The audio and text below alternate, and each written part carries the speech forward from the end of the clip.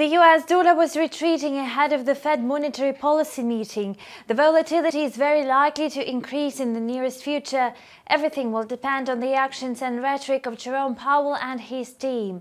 Meanwhile, the Canadian dollar was trading flat.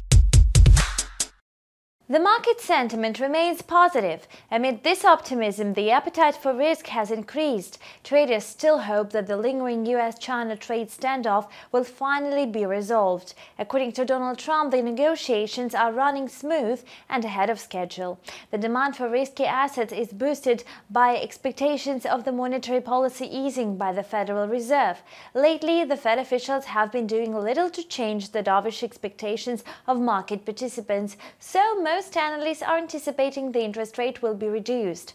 Currently, the odds for a quarter-point rate cut are 94.1%. Moreover, such a move can come along with the hawkish comments of Jerome Powell. While the US dollar is weakening ahead of the Fed monetary policy meeting, after it, the trend may reverse direction. The US dollar index was trading with a slight downward correction at 97.82 in the afternoon deals. It's difficult to say what trend is prevailing now, as traders took the wait-and-see approach ahead of the FOMC meeting. As for the American macroeconomic statistics, the consumer sentiment data for October is scheduled for release today.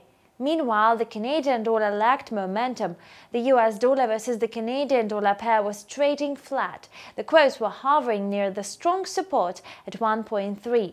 In the past 2 weeks, the Canadian currency has skyrocketed by 300 pips against its American counterpart.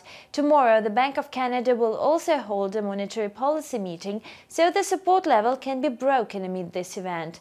Anyway, most indicators are suggesting that the loonie will extend gains. As widely expected, the Canadian financial watchdog will maintain status quo, unlike the Federal Reserve. Such a difference in the monetary policy decisions may be favorable for the loonie. However, traders have already factored in both these decisions. Therefore, it will be the post-meeting comments that will shape the further movements in the US dollar versus the Canadian dollar pair. Apart from policy meetings of the American, Canadian and Japanese central banks, currency flows will influence the demand for the US dollar. Besides, traders are waiting for the publication of the third quarter GDP data and the non-farm payrolls report for October. The economic growth report will be published just before the announcement of the Fed interest rate decision, so it will have a more significant impact than the jobs data.